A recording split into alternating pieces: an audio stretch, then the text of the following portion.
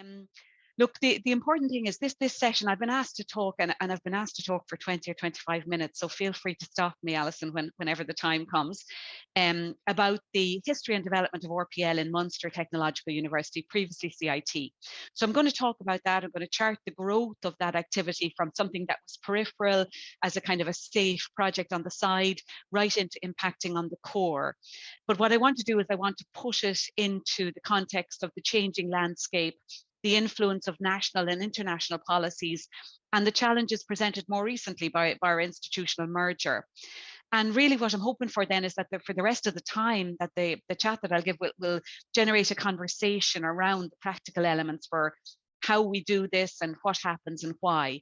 And before I start, it's really important that I say that while I'm here talking to you, what I'm talking about is the legacy of a community. And that includes retired colleagues, it includes current colleagues, it includes people, for whom this has become a really big part of their life and people for whom it's a peripheral part of their life.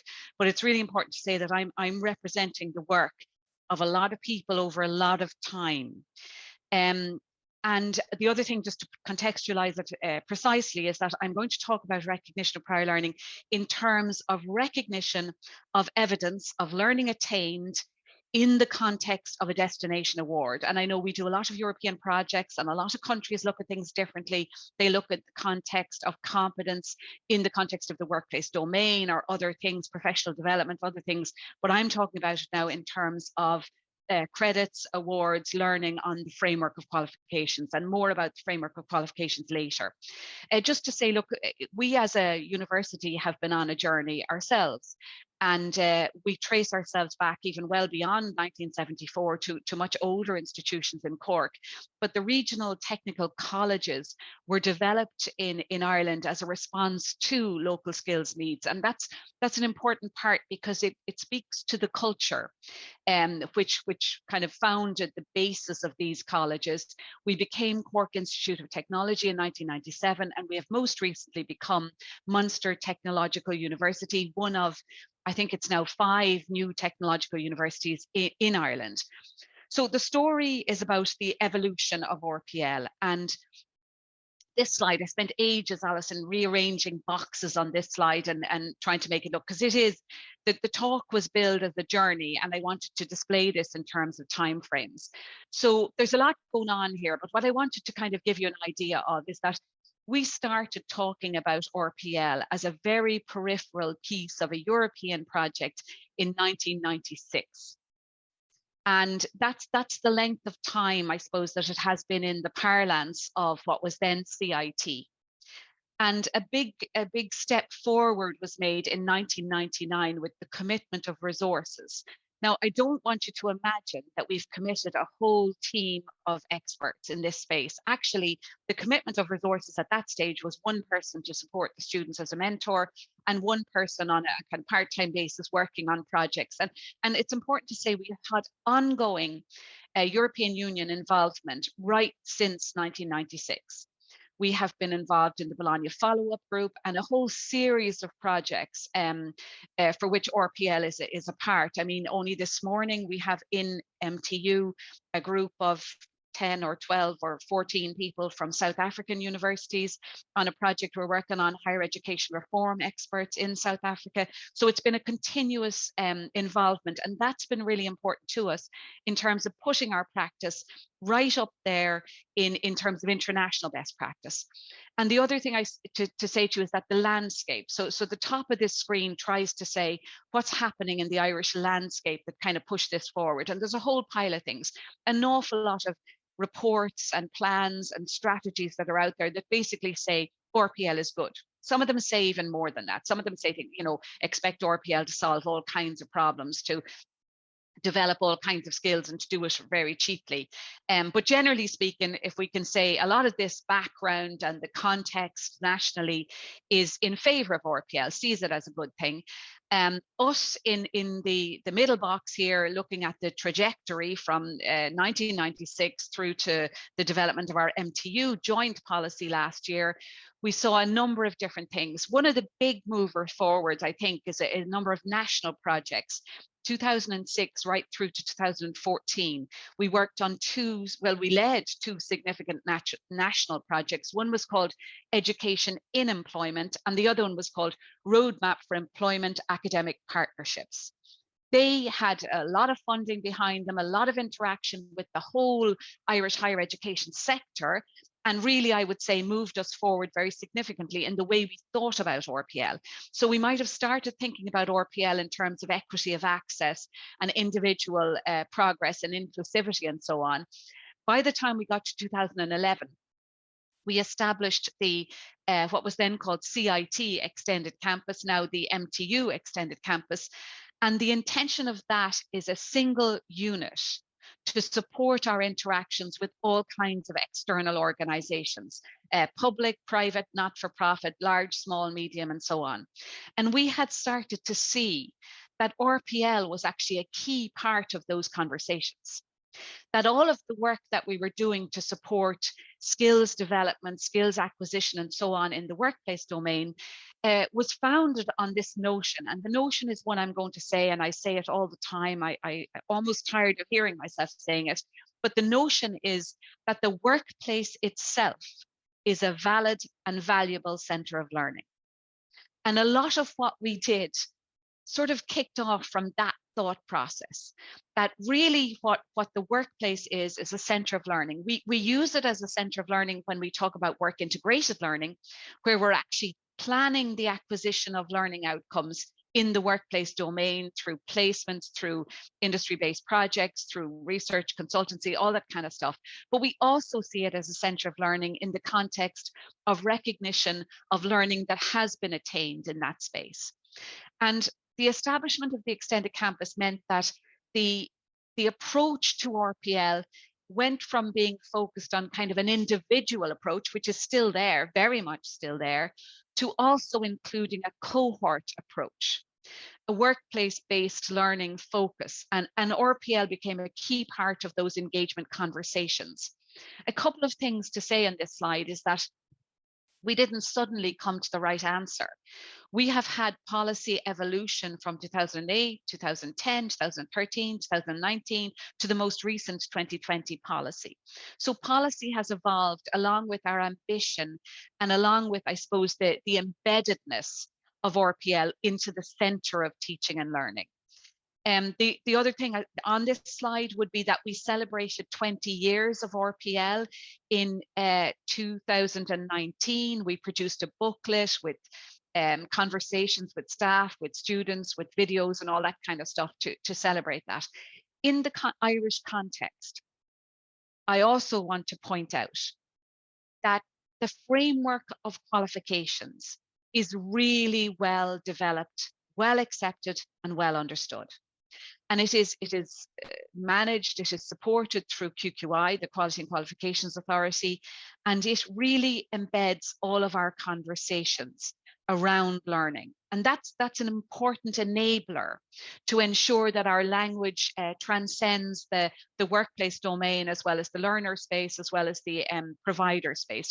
So that's really important. And then we did develop, and my colleague Deirdre Goggin, who's behind an awful lot of I suppose the achievements that I'll mention here, was a founder member, a promoter and founder member of the RPL Practitioners Network, which is a national perspective that takes into account all practitioners, higher education, further education, professional bodies, and so on. And then in more recent times, we have a lot of funding has gone into the Irish higher education sector under what are called human capital initiatives. There is a myriad of projects in that space, most of which actually encompass some elements of recognition of prior learning and work-based learning, and one project which focuses just on recognition of prior learning. So there's a lot that went on there, and I think the message I want to give you through the slide is that it's not a big bang approach. It has been a slow burn in a lot of ways, but I'll get on to the things that I think made it successful and useful. One of the other contextual factors is obviously the evolution towards the technological universities. And the formation of the technological universities in Ireland, I suppose, changed the landscape quite a bit. institutes of existing separate institutes of technology combined and bid to become technological universities. That's the shortest way to explain it. And the key thing for us for this conversation today is to note that the Technological University Act and therefore the legislation under which we operate puts a significant emphasis on the role of a TU in terms of engagement with enterprise, industry, community, society, impactful, local, inclusive access, complex and flexible education and training opportunities, and significant impact of regional relevance. So that gives us I think it gives us a culture and a societal impetus within which we operate, and within which I think what we had been doing works pretty well. The other thing is we have always been very cognizant of the European Union work in this space. The VPL Biennale, CEDEFOP, the various organizations we've worked closely with over that time, and understand the impetus and I suppose, the environment that the EU provides for the development of RPL. And the other thing that I want to point out is we think about RPL in MTU not exclusively, but largely in the context of learning that has been gained in the practice domain. And there's a reason for that. I mean, we have processed 7,500 applications for recognition of prior learning in the last 20-something years. And over 90% of those applications will be from people who are in or have been in the workplace domain for a significant amount of time. So it is largely about, not exclusively, we do a number of projects about RPL from learning from volunteering, for example, but it is largely learning from the workplace domain. And we have to understand the changing nature of that workplace domain, the kind of challenges that are changing what is happening in practice, and the kind of, I suppose, other plethora of reports and offers that talk about the skills that people will need in the future.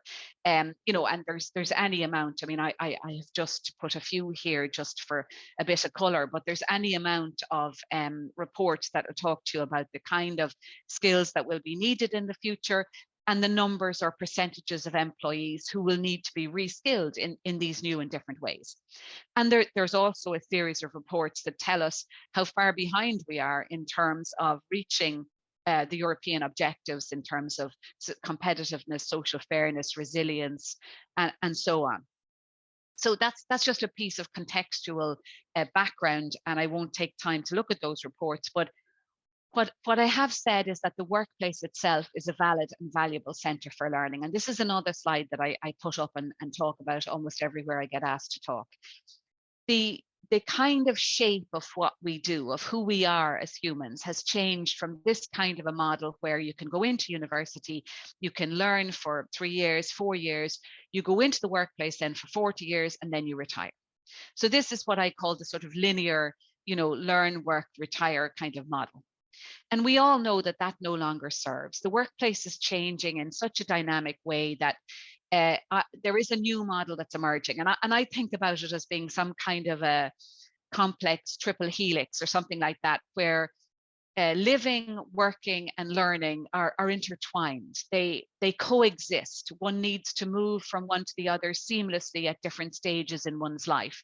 And actually, in some work that we're doing with the group in Austria, I like the language they're using around this, which is about moving from the notion of transition, which is moving from one space into another, into this idea of permeability. And I think this is the concept of permeability here. You learn as you work, you learn as you live, you integrate those things together. You need to drop in and out of learning at different stages. It isn't a staged transition, it is a permeable continuum in that kind of space.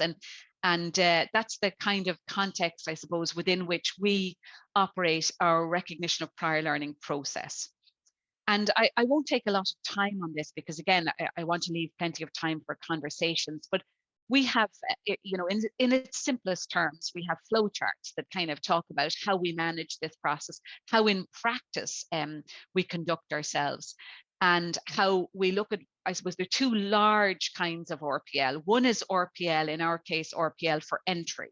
So one doesn't have the formal academic requirements for entry into a program, and we use recognition of prior learning to look in a holistic way at the CV, the experience, the formal, informal, non-formal learning to date in order to make a decision around admitting somebody to a program.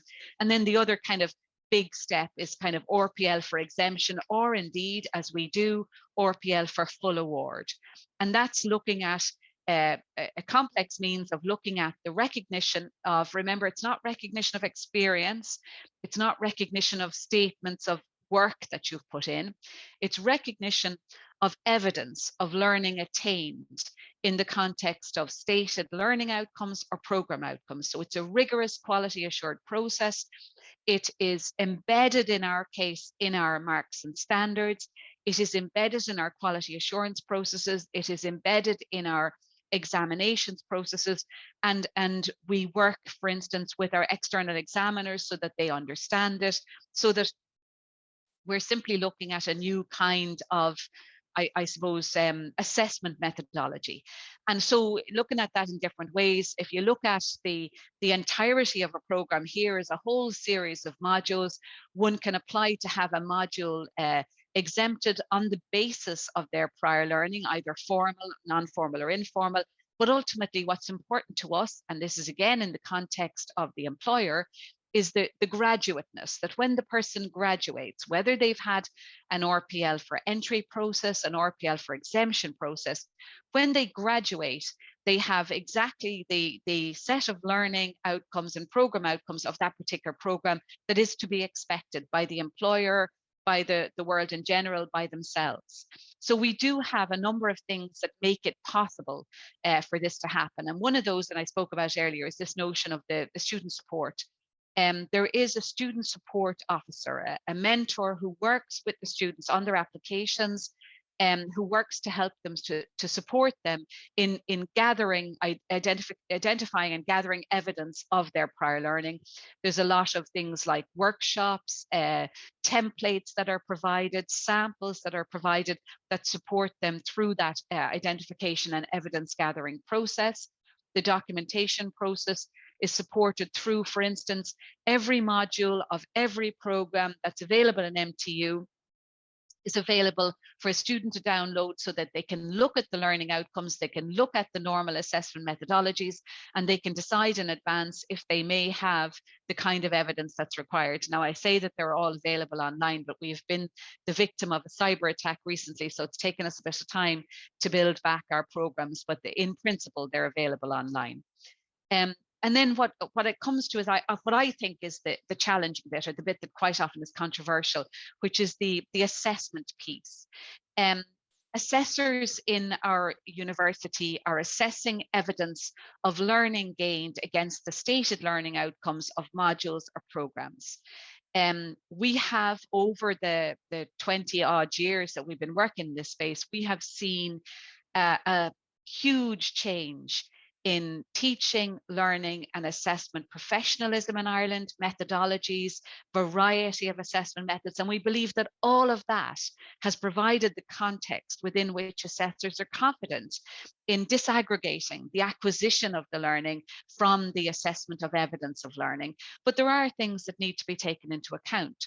So assessing a portfolio of learning requires a number of things. You need to know it's relevant, it's valid, it's authentic, it's current in the context of the particular learning, it's transferable, it's sufficient. There are all kinds of things like that that we need to concern ourselves with. And that is the subject of a lot of the continuing professional development that we offer to staff to build competence and capability in that space. The framework provides a common language through which we can view learning attained, the language of learning outcomes, program outcomes, levels, credits. And again, I can't say enough about the role of QQI in ensuring that this framework is well defined, well understood. It is a common reference point in Ireland. And for us then, just to finish up, that we have ongoing support for staff. We have informal sessions, we have formal sessions with the national let me see, National Forum for the Enhancement of Teaching and Learning, it's called. We developed a digital badge in RPL, for example. And again, that would be my colleague Deirdre Goggin, along with another colleague in the Mary Immaculate College in Limerick, developed that. It's being offered out throughout the country by other people who've taken the training. We also have a module, a 10-credit module at master's level on offer in our university. So there's a whole series of ways to raise awareness and to continue with that training and development. So if I was to think about the way it has developed, I think we've seen it in terms of supporting our impact on employers, on community. It includes staff and student supports, and we really continue to offer staff development opportunities. And I suppose the key thing is that this journey is not finished. It needs repeated effort. It needs repeated commitment. And that we use RPL in this context of long-term mutually beneficial support for relationships with employers. We work through what we call customized course development opportunities with employers that take account of the skills, abilities, and knowledge of the workforce now, and then build a destination award sensitive to those skills and abilities, integrating work-integrated learning into that process where we can. So it's all about building pathways that support and recognize the current learning. We've done it in lots of ways. One of the ways 10 years ago was the first cloud postgraduate course in the world. It was a master's in cloud computing with a local company, and more recently a Bachelor of Science in Global Business and Pilot Studies with the Atlantic Flight Training Academy, recognizing pilot training through the recognition of prior learning process for credit in the context of that award. So we go through a series of initial discussions, we identify subject matter experts, we look at who the learners in this customized program might be, we build a destination award, taking into account the relevant prior learning, we map the process, build in integrated learning, and then develop a new learning pathway.